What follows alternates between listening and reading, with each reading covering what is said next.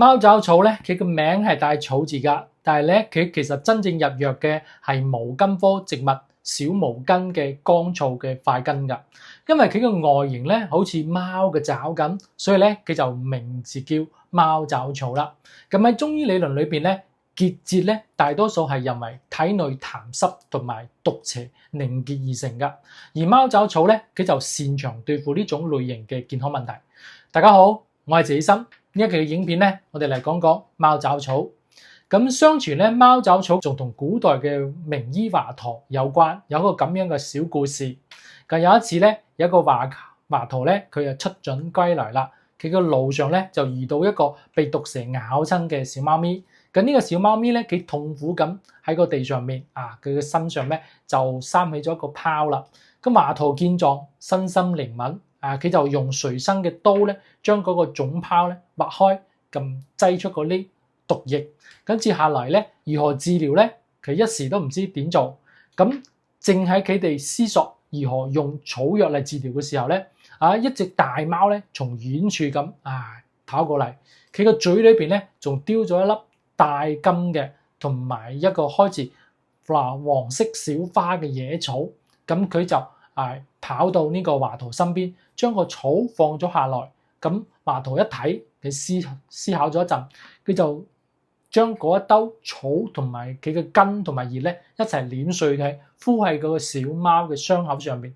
過咗冇幾耐，令人驚奇嘅一幕發現啦！呢個小貓咧慢慢咁企咗起嚟，精神回復，仲蹦蹦跳跳咁向佢表示謝意。咁呢件事咧，俾華佗印象深刻㗎。佢開始仔細咁觀察嗰一兜神奇嘅野草，發現佢嘅根咧竟然都好似貓嘅爪子咁。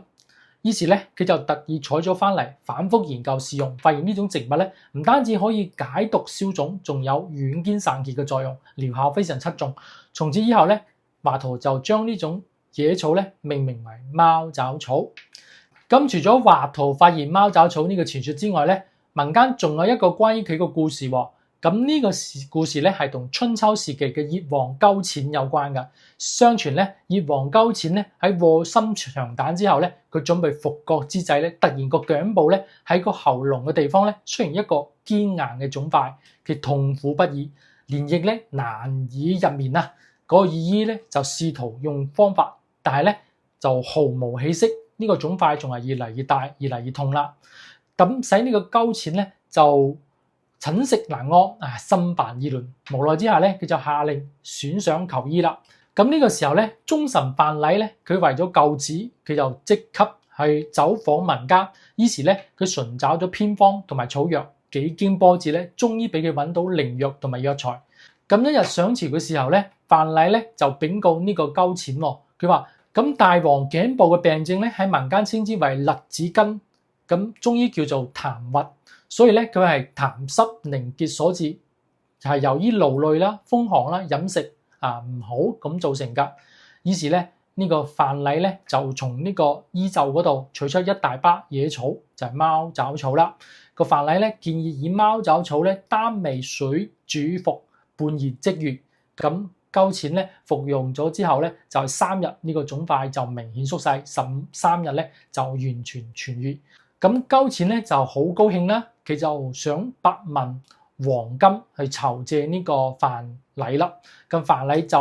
婉婉拒絕，佢話呢個藥方咧係民間一位採藥嘅老人傳授㗎，呢個草藥都係正親自採㗎，所以請大王咧將呢筆賞金咧用於改善百姓嘅生活。咁呢個勾踐咧就深受感動，佢採納佢嘅建議，佢唔單止將呢個黃金咧投入咗農業嘅發展，仲將呢個貓爪草咧治病嘅藥方公開造福民間㗎。咁貓爪草咧係毛茛科植物小毛茛嘅乾燥嘅塊根，咁佢嘅塊根形狀非常特別，係經常係有幾個同10幾個紡錘形嘅小金簇生喺埋一齊㗎。佢個外形咧好似個貓嘅爪咁，所以就叫貓爪草。佢仲有一個特別嘅別稱，叫做金花草、三散草。咁每年春季開始採挖㗎，去除呢個鬚根同埋呢個泥沙之後咧，就曬乾。佢只要生長喺濕草地或者係水田邊嘅，係一種野生嘅資源同埋加重相結合嘅一個中藥材。咁從中醫角度嚟講咧，貓爪草味甘辛，性溫，歸肝肺經嘅，佢有呢個化痰散結、解毒消腫嘅功效，經常用於治療一啲羅例痰鬱例如淋巴結嘅結節啦、疔瘡腫毒啦，或者係蛇蟲咬傷嘅呢啲症狀。尤其係應對頑固嘅痰濕結塊呢一方面，咁中醫認為佢有以爪破結嘅功效啊，就好似佢嘅形狀咁然之後咧就用其啦。咁觀察中藥飲片就可以發現，貓爪草個塊根咧係生得3到10毫米嘅，直徑係2到3毫米，頂部咧經常留有黃褐色嘅莖痕同埋殘莖嘅，表面咧係黃褐色或者係灰黃色。存放耐咗咧，佢嘅顏色會加深，表面會有縱向嘅細皺紋，常見點狀嘅鬚根痕。佢嘅質地堅實，斷面咧都係白色或者係黃白色嘅，有時係空心，多時實心嘅，但係一定嘅粉性，氣味輕微，入味咧口味甘㗎。咁而家市面上嘅貓爪草咧，佢分為野生型同埋加種型㗎。咁野生嘅咧，一般嚟講佢嘅爪比較細，佢嘅塊根嘅數量細而且粗。咁加種嘅塊根咧，有時多達數十種㗎。佢嘅體型略細啲，但係咧佢嘅產量更加高啲。貓爪草廣泛分佈於我國嘅湖南安徽湖北河南呢啲地方。其中咧河南嘅駐馬店同埋信陽地區出產嘅品質被譽為最好㗎。咁雖然貓爪草嘅分佈範圍其實唔窄，但係佢嘅產量唔大㗎，所以咧佢就被有關部門咧被列為63種重點發展嘅緊缺中藥材之一。喺中醫臨床裏邊咧，佢仍廣泛應用於治療結節類嘅一個疾病。咁現代藥理學都發現咧，貓爪草咧佢有抑制腫瘤細胞生長同埋誘導惡性腫瘤細胞凋亡嘅作用，提示佢喺腫瘤治療領域可能有一定嘅開發潛力。咁通過色譜等呢啲現代嘅分離技術咧，科研人員咧從貓爪草中咧提取咗多種有效成分啦，特別係呢個黃酮類化合物啦，呢其中包括咗匪桑黃酮啦、二銀杏桑黃酮啦，同埋白果黃素呢啲，佢都有良好嘅抗氧化、抗炎同埋抗腫瘤活性。同時咧，研究仲發現咧，貓爪草裏邊咧含有23種有機化合物，其中咧脂肪酸類佔比比較明顯，尤其係不飽和脂肪酸同埋油酸，分別佔到咧58.19%同埋35.68%。咁呢種成分咧喺調節免疫啦、抗炎同埋細胞代謝方面係有積極作用啦。同時咧，貓爪草所含嘅多糖類嘅物質都被證明含有良好嘅抗氧化能力啦，佢可以清除呢個強基自由基啦，同埋氧自由基。另外咧，現代藥理研究仲發現咧，貓爪草可以抑制結核分支桿菌某啲關鍵基因嘅表達，進而咧影響佢嘅生長繁殖，從而發揮一定嘅抗結核嘅一個作用。咁呢為未來咧呢個天然抗生素方面嘅研究同埋開發咧提供咗一個可能性。不過咧，值得注意嘅就係咧，貓爪草唔係所有人都適合嘅，有啲人咧喺食用之後咧會出現過敏反應，例如皮膚紅腫啦、含癢啦、唔舒服嘅呢啲症狀。所以咧，有過敏體質嘅人咧就要避免食用啦。另外咧，孕婦同埋哺乳期嘅女性係唔建議食用貓爪草㗎，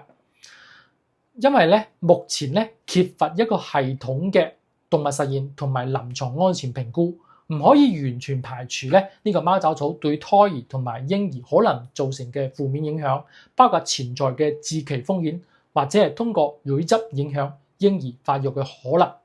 咁這身提醒大家，由於我哋平時藥膳咧係融合中藥同埋食材咧，通常係用嚟烹飪製作而成嘅，佢又兼顧咗營養同埋治療功能一種特殊嘅膳食形式。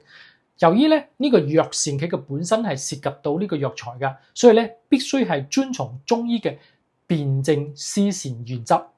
咁體質唔同，病情有別，適合嘅藥膳都唔同㗎。另外咧，目前民間流傳嘅各種嘅藥膳配方五花八門，其中有呢啲係存在明顯隱患㗎。好多人咧誤以為只要食得嘅草藥就係食材，忽視咗某啲中藥嘅本身係有毒性同埋強烈嘅副作用㗎，例如八角鏈啦、千金子六角鏈呢啲，雖然喺中醫中確實有用，但係屬於有毒嘅藥材。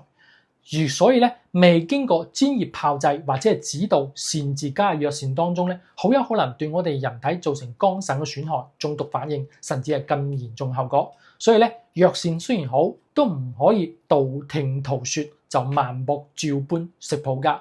科學、安全、個體化嘅使用藥膳，先至係發揮其調養作用嘅正確方法。多謝大家。